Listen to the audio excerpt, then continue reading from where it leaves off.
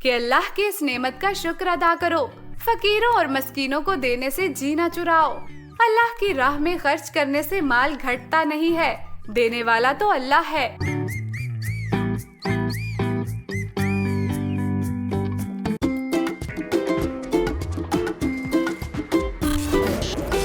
Cartoon prime.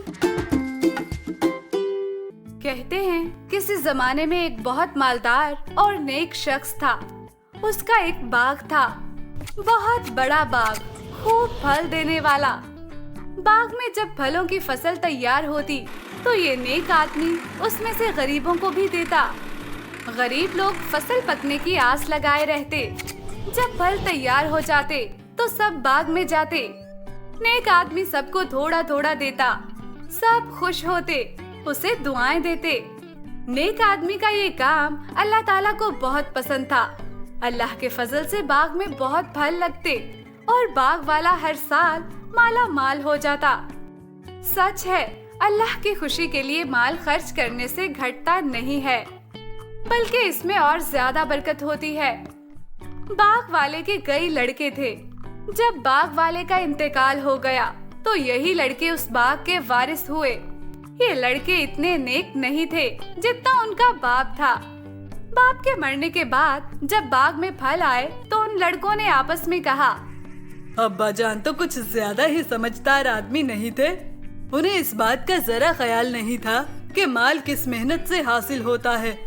بھلا یہ بھی کوئی بات ہے کہ باغ میں سال بھر محنت تو ہم کریں اور جب فصل تیار ہو تو بہت سے ننگے بھوکے آ کر حصہ بانٹنے کے لیے جمع ہو جائیں۔ اس طرح تو مال لٹانا ٹھیک نہیں۔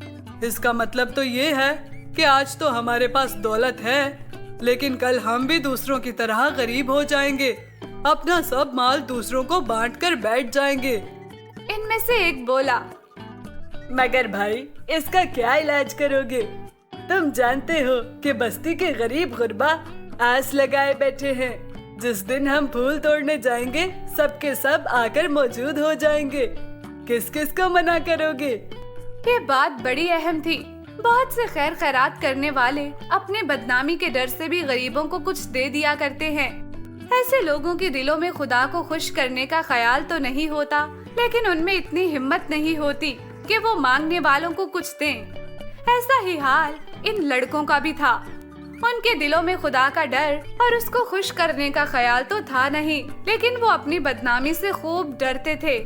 اس لیے انہیں اس کی فکر پیدا ہوئی کہ جب غریب مسکین لوگ جمع ہو جائیں گے تو ہم کیا کریں گے؟ دنیا کی بدنامی کے ڈر سے انہیں کچھ کرنا ہی پڑے گا۔ کچھ دیر سوچنے کے بعد ان میں سے ایک نے تدبیر بتائی، ہم پچھلی رات میں آ کر سارے پھل توڑ لیں گے، صبح ہوتے ہوتے باغ بالکل صاف کر دیں گے۔ اس وقت نہ کوئی فقیر آئے گا نہ مسکین، سارے پھل ہم چپکے سے گھر لے آئیں گے۔ یہ بات سب کو پسند آئی، سب خوش ہو گئے۔ سب نے وعدہ کیا کہ کل ہی سویرے یہ کام کر ڈالیں گے۔ یہ سب بھائی خدا کو اتنا بھولے ہوئے تھے کہ انہوں نے اس موقع پر انشاءاللہ بھی نہیں کہا۔ آپ جانتے ہو انشاءاللہ کا کیا مطلب ہے؟ اگر خدا نے چاہا۔ مسلمان کو چاہیے کہ جب وہ یہ کہے کہ میں یہ کام کل کروں گا تو اسے انشاءاللہ ضرور کہنا چاہیے، کیونکہ کوئی آدمی کوئی کام اس وقت نہیں کر سکتا جب تک اللہ نہ چاہے۔ مسلمان کا یہی عقیدہ ہے، اسے یہ بات ہمیشہ یاد رکھنا چاہیے۔ باغ والے اس وقت خدا کو بھولے ہوئے تھے۔ انہیں اپنی سوچی ہوئی تدبیر پر بڑا بھروسہ تھا، اس لیے وہ یہ کہنا بھی بھول گئے کہ اگر خدا نے چاہا۔ اب رات کو یہ سب بھائی اپنے اپنے گھر پڑے سو رہے تھے کہ باغ میں آگ لگ گئی۔ آگ کیا تھی؟ خدا کا عذاب تھا۔ دیکھتے دیکھتے سارا باغ جل گیا۔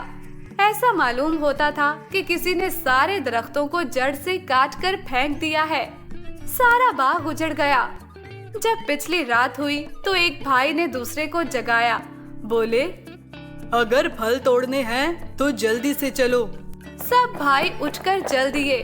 راستے میں چپ کے باتیں کرتے جا رہے تھے اور کہنے لگے، کہیں ایسا نہ ہو کہ پھل توڑتے وقت فقیر آ کر گھیر لیں اور ان کو بھی کچھ دینا پڑے۔ جب یہ اپنے باغ کے پاس پہنچے تو دیکھا کہ ایک اجڑا ہوا میدان پڑا ہے۔ बोले, ये हमारा बाग नहीं है, जरूर हम रास्ता भूल गए हैं, कहीं और निकल आए हैं। लेकिन जब गौर किया और इधर उधर देखा तो समझ में आया कि नहीं, रास्ता नहीं भूले। अब तो सब चिल्ला उठे कि हम लुट गए, ये क्या हो गया। उन भाइयों में एक कुछ नेक था, वो पहले भी उनके मशवरों को पसंद नहीं कर रहा था। ये देख कर के उसकी बात ना चलेगी, चुप रहता था।